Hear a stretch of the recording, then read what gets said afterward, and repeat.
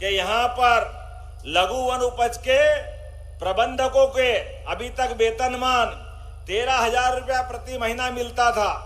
जिन प्राथमिक समितियों का तेंदुपत्ता संग्रहण मानक 500 बोरा तक है, उन प्रबंधकों को 14,000 रुपया महीना किया जाता है। जिन प्राथमिक सहकारी समितियों को 500 से 2,000 बोरा तक है, उनके प्रबंधकों को 15,000, और जिन प्राथमिक समिति तेंदुपत्ता संग्रहण के 2,000 बोरा से ज्यादा है, उनको 16,000 रुपया प्रति माह वेतन दिया जाएगा।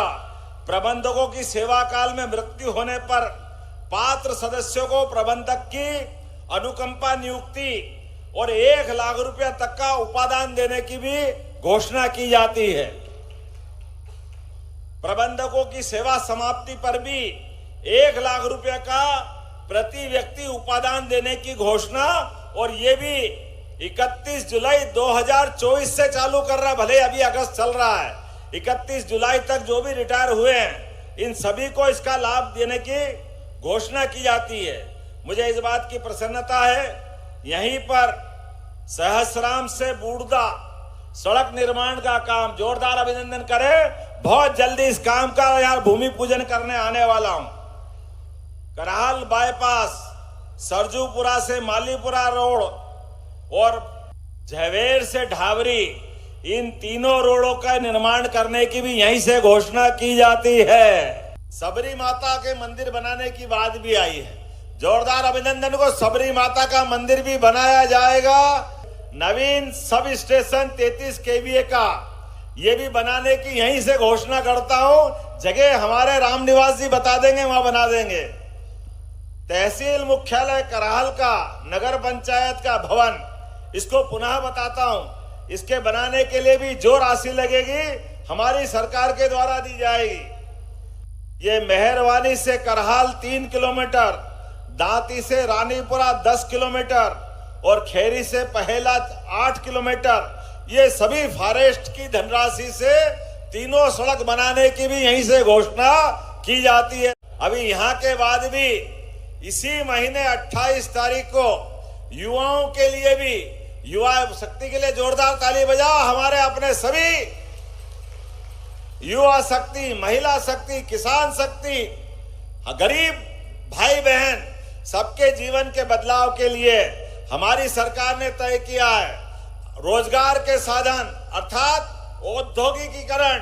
लगातार प्रदेश भर में हर संभाग में जाकर के इन्वेस्टर समिट की घोषणा कर रहे हैं। अलग अलग फैक्ट्री बना करके अलग अलग प्रकार से कामों का करते हुए सबको रोजगार के साधन नए उपलब्ध कराने के लिए प्रयास चल रहे हैं। मुझे इस बात की प्रसन्नता है, लगभग 1.5 लाख करोड़ से ज्यादा की अलग अलग प्रकार के उद्योग के निवेश के काम हमारी सरकार ने मंजूर किए हैं। और इसमें अभी ग्वालियर के अंदर 28 तारीख को यहां से जाके वहीं बैठक लेने वाला हूं। ग्वालियर संभाग के अंदर मुरैना, श्योपुर, भिंड, आगे तक के शिवपुरी, गुना और कौन सा स्थान है, अशोकनगर, ये ग्वालियर सहित पूरे संभाग के अंदर जहां जहां भी उद्योग के प्लाट उपलब्ध हैं, वहां वहां हमारी सरकार के द्वारा निवेश के नए काम प्रारंभ कर रहे हैं। और वो भी रोजगार परक, लेकिन बड़ी बड़ी फैक्ट्री नहीं,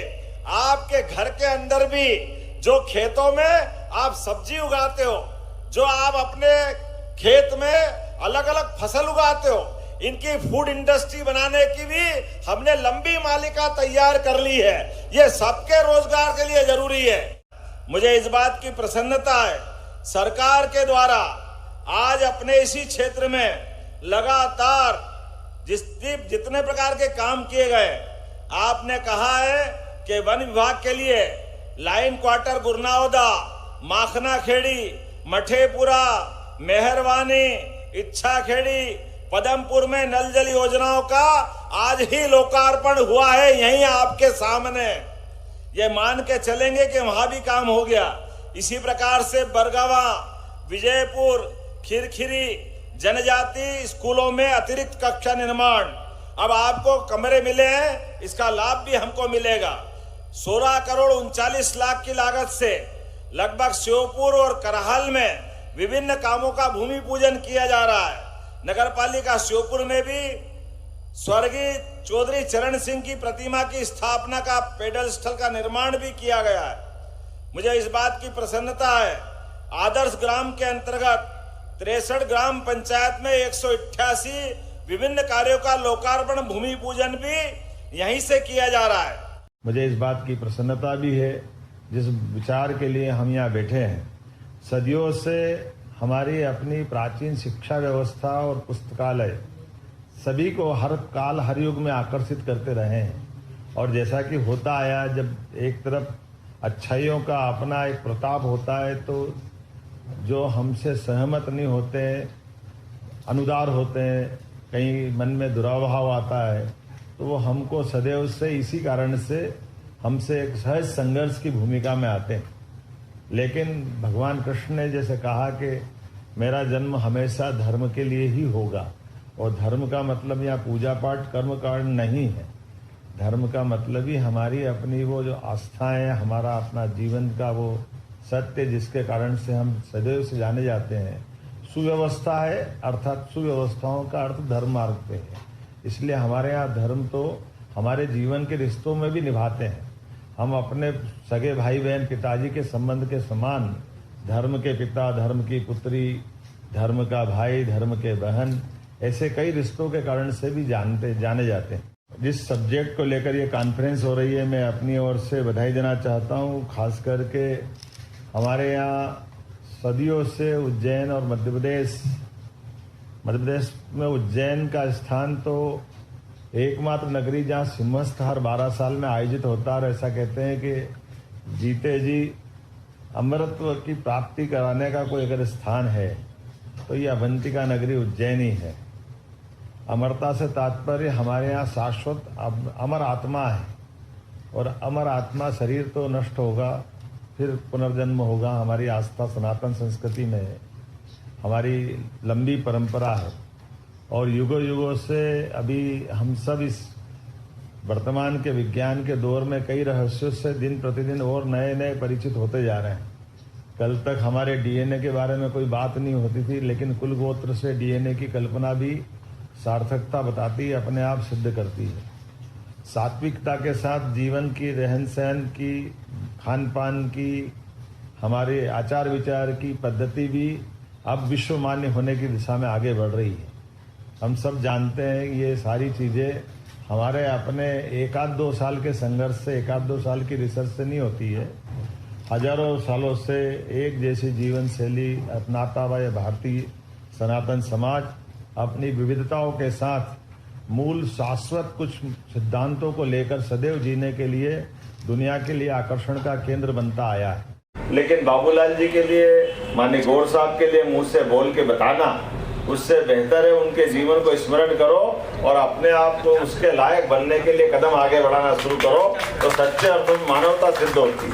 गरीब से गरीब आदमी के लिए जितनी उनके मन में कोमलता थी, जितना स्नेह और आशीर्वाद वो देते थे, और बड़े से बड़े आदमी से टकराने की हिम्मत भी रखते थे। और पशु पक्षी से तो ऐसा प्रेम, गौ माता आपने बताई है, पता नहीं कौन कौन से प्रकार के प्राणी वो पालते थे। एक दिन मेरे को दिखाने ले गए, ये फलाना है, ये है, ये वो है। मैंने बाबू जी आप ये क्या करते हो? बोले देखो अपन प्रकृति के साथ जीने की इच्छा रखते हैं, और प्रकृति के साथ जीने का जो मजा है बोले वो किसी के साथ नहीं। व्यक्ति अकेला आया अकेला जाएगा, लेकिन ये परमात्मा ने ऐसी अच्छी खूबसूरत प्रकृति में भेजा है तो इनके साथ जो समय गुजरेगा वही अपनी पूंजी बनेगा। परिवार तो सब पालते हैं, लेकिन इनका सबका परिवार भी मेरा ही परिवार है। ये जो उनका उदात्त भाव था, जो विचार, और इसी आधार पर वो कर्म की शिक्षा देने के लिए प्रतिदिन गीता पढ़ने करके सुनने के लिए वो पंडित जी को बुलाते थे और उनसे गीता का पाठ सुनते थे। गीता का अर्थ यही है। स्वर्गीय बाबूलाल जी गौर अमर रहे, अमर रहे, अमर रहे। बाबूलाल जी गौर अमर रहे, अमर रहे, अमर रहे। स्वर्गीय बाबूलाल जी गौर से मेरा बहुत आत्मीय संबंध था, और हम सब गवाह हैं।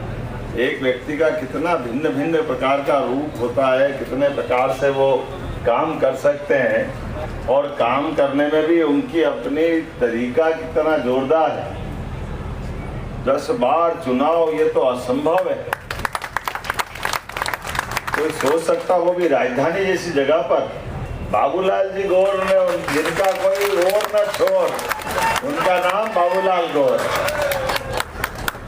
जिनके काम करने के तरीके का, जिनकी जड़ें इतनी गहरी है जिसका और छोर पकड़ नहीं सकते आप। और अपने कार्यकर्ताओं को लेकर के लड़ना, अपने कार्यकर्ताओं की चिंता पालना, विरोध समय में भी ताकत के साथ सामने आना और उतनी विनम्रता के साथ कोई भी जवाबदारी दे दे तो देश के मुखिया बने तो मुखिया का दायित्व निभाया, मंत्री बनाए तो मंत्री का दायित्व निर्वहन किया। और कोई भी पार्टी का व्यक्ति हो, बाबूलाल जी अगर सदन में खड़े हो जाए तो हर एक कोई सम्मान से उनकी तरफ देखता है, क्योंकि ये बात सही कि पूरा प्रदेश का सारा हमारा नेतृत्व और राष्ट्रीय नेतृत्व भी आए हैं।